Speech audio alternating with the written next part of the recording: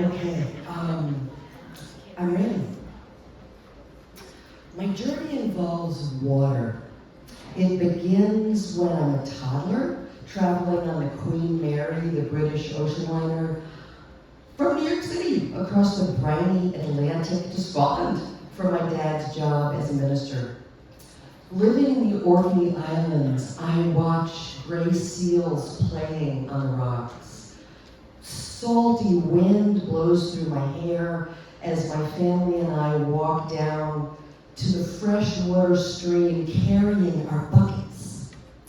But back in the States, my sense of well-being changes. Like water dripping on stone and changing its shape, my reality was repeatedly altered by my parents' behavior.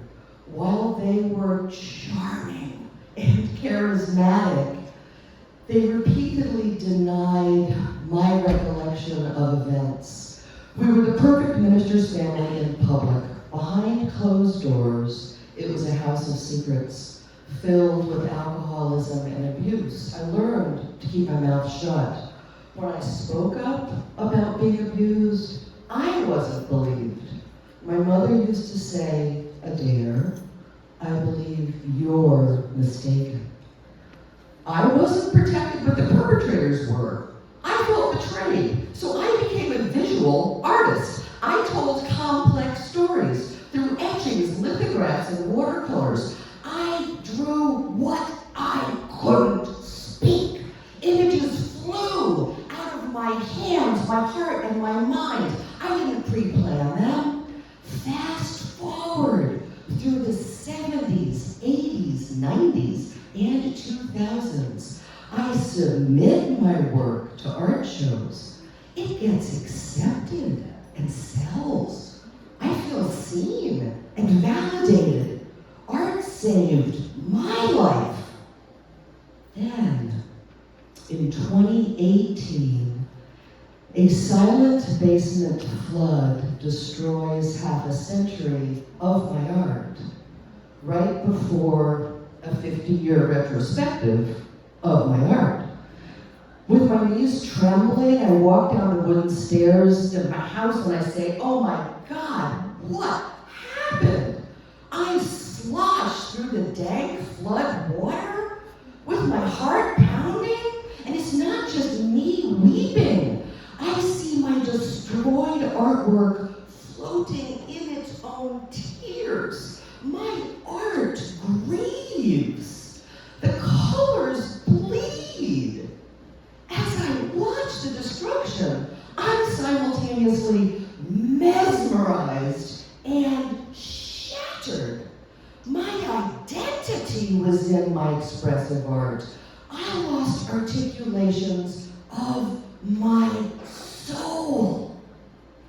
Yet, on my life's journey, I start to realize maybe there's not just one destination.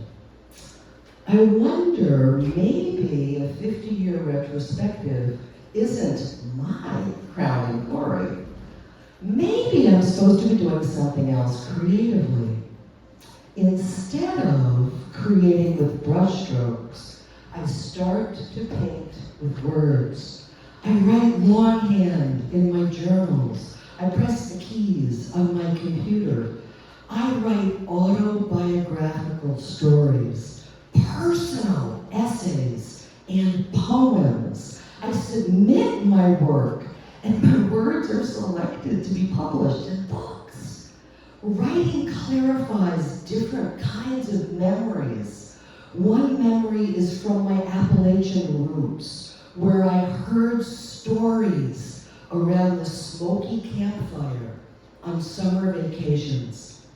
My granddaddy was from Station Camp Creek Farm in rural Kentucky, and he told this story about his father-in-law. Your great-granddaddy lived by a creek. Every spring, the creek water rose. He put all the furniture in pulleys.